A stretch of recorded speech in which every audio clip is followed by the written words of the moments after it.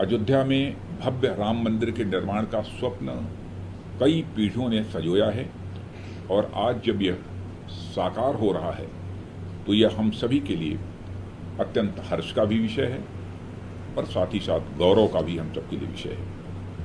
इस नाते अयोध्या राम मंदिर में 115 देशों की जल अर्पण की यह सोच, यह एक अभिनव सोच है और इस अभिनव सोच के लिए मैं पुनः एक बार डॉक्टर विजय जोली को इसके लिए बधाई, जिसके पास काल्पनिक क्षमता होगी, जिसके पास दूरदृष्टि होगी और साथ ही साथ जिसके हृदय में एक आध्यात्मिक भाव होगा और भारत की संस्कृति, भारत की कल्चर के प्रति जिसके मन के अंदर अगाध निष्ठा होगी, वही व्यक्ति इस काम को कर सकता है और उस काम को डॉक्टर विजय जोली जी ने किया है। इसलिए मैं उनका अभिनंदन करता हूँ।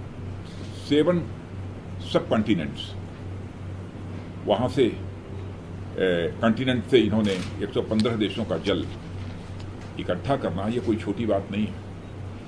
और मैं तो कहना चाहता हूँ कि लगभग 192 देश सारी दुनिया में हैं।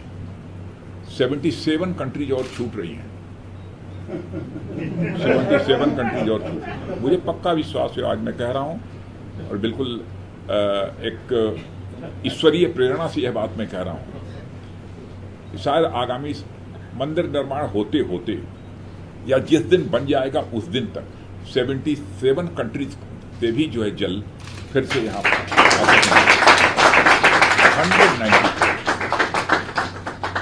192 देशों का जल अयोध्या में पहुंचेगा और उससे भी हम लोग जलाभिषेक अपने रामलला का करेंगे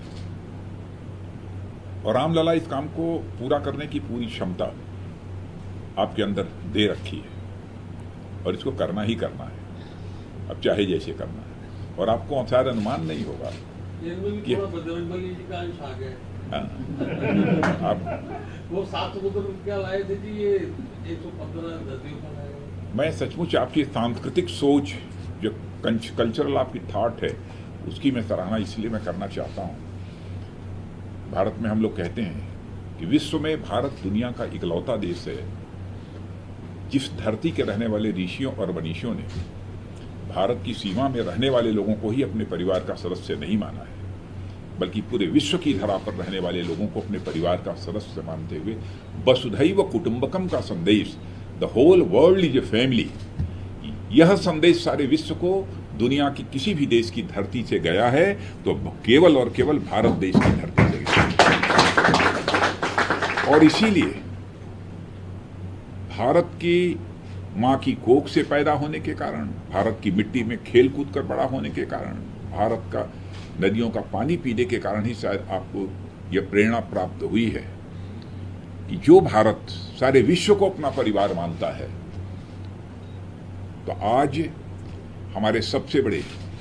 एक सांस्कृतिक प्रतीक उनको कह लीजिए, आध्यात्मिक प्रतीक कह लीजिए, जो भी कहना, मर्यादा पुरुषोत्तम भगवान राम अथवा रामलला जिनका भव्य राम मंदिर का निर्माण हो रहा है, तो सारे विश्व से जल वहां पर आना चाहिए और उससे उनका जलाभिषेक होना चाहिए अथवा उस निर्माण में उस जल का भी उपयोग होना चाहिए। यह सोच इसी कारण आई है। वसुधैव कुटुंबकम, सारा विश्व हमारा परिवार है। तो भारत में आस्था के इतने बड़े केंद्र के लिए इतना बड़ा अभियान चलाया जा रहा है, तो उसमें सारे विश्व का जल आना चाहिए। इसी सोच के आधार पर आपने इस कार्य को प्रारंभ किया है।